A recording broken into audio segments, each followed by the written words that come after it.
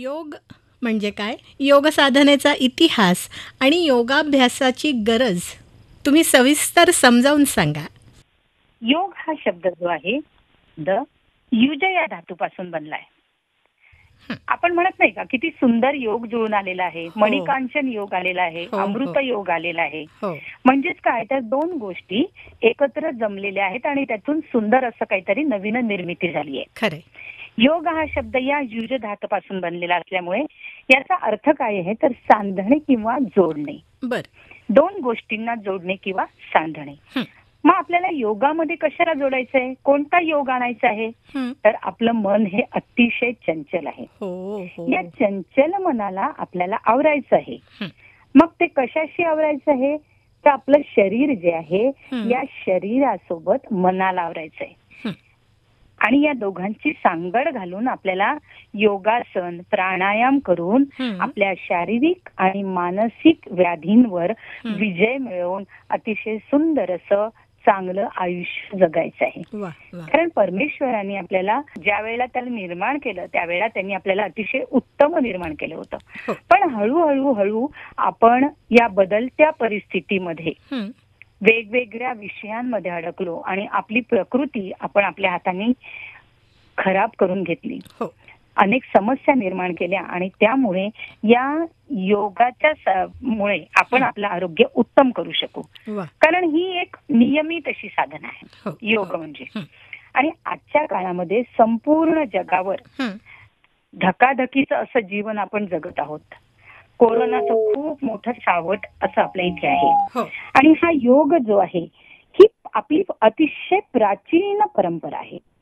हजारो वर्षांचा गौरवशाली असा आपला इतिहास आहे. खरं. आज आपण सतत टीव्हीवर खूप वर्ष झाले आता ज्यावेळेस पासून कोरोना आहे त्यावेळेस पासून बघतोय. हं. पण योगाचा प्रचार आणि प्रसार आपल्या जागतिक योग दिनाचे साधून आपले माननीय पंतप्रधान नरेंद्रजी मोदी यांनी केला. त्यांचं खूप मोठं त्यामागे कारण होतं. नक्कीच. कारण योगामुळे माणूस अतिशय संपन्न होतो विचारांनी. हं. मग आबालवृद्धांपासून जर आपले इतके नागरिक संपन्न झाले हं. तर आपल्याला त्यामुळे फायदा होणार आहे आपल्या देशाला, म्हणून त्यांनी हा केला. हो. पण आपला योग हा हजारो वर्षांचा आहे. हं. खूप मोठी गौरवशाली परंपरा आपली आहे. हो. उपनिषद आहेत, वेद आहेत, आपले पुराण आहे, हं. हं. पतंजली योगसूत्र आहेत. हे याच्यात खूप मोठं आहे. हठप्रदीपिका आहे, घेरड संहिता आहे. म्हणजे आपण विचार सुद्धा नाही करू शकणार इतकं आपल्या संत महंत ऋषींनी आपल्याला दिलेलं आहे. हं. शिवसंहिता आहे, योग तारावली आहे, हे अनेक ग्रंथ आहे. बर.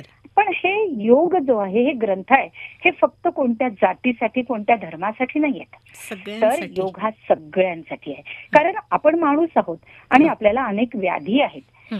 तर योग हा धर्म नाही, पंथ नाही, जात नाही, श्रद्धा, परंपरा, रूढी, चालीरीती, देश, संपत्ती या सगळ्यांसाठी आहे. हं.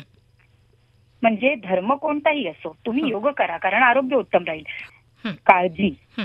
अस्वास्थ्य, असंतुलन, अतृप्ती, भौतिक साधनांचा आपल्याला खूप वेळ आहे. त्या ठिकाणी आपण धावतो आहोत हो. आणि पुढे पुढे पळतो आहोत. त्यामुळे आपल्याला कधी कधी भीती, अशांती याचा सामना करावा लागतो. हो. आणि या सगळ्या समस्या सोडविण्यासाठी हं. योग ही खरोखरी गुरु किल्ली आहे. एक चावी आहे. तो चमत्कार नाही, तो जादूटोणा पण नाही, गूढ विद्या देखील नाहीये. हं. पण ती तुम्ही स्वतः करायची आहे. ती स्वतः योग साधना त्या ठिकाणी तुम्ही करून हं. स्वतःच आरोग्य हं. जे तुम्ही स्वतःच बिघडवलेलं होतं हो. ते तुम्हाला समृद्ध या योग साधना. योग म्हणजे काय? योग साधनेचा इतिहास आणि योगाभ्यासाची गरज तुम्ही सविस्तर समजावून सांगा. योग हा शब्द जो आहे द युज या धातूपासून बनलाय. आपण म्हणत नाही का किती सुंदर योग जुळून आलेला आहे, मणिकांचन योग आलेला आहे, हो, अमृत योग आलेला आहे. हो. म्हणजेच काय, त्या दोन गोष्टी एकत्र जमलेल्या आहेत आणि त्यातून सुंदर असं काहीतरी नवीन निर्मिती झाली आहे. खरे.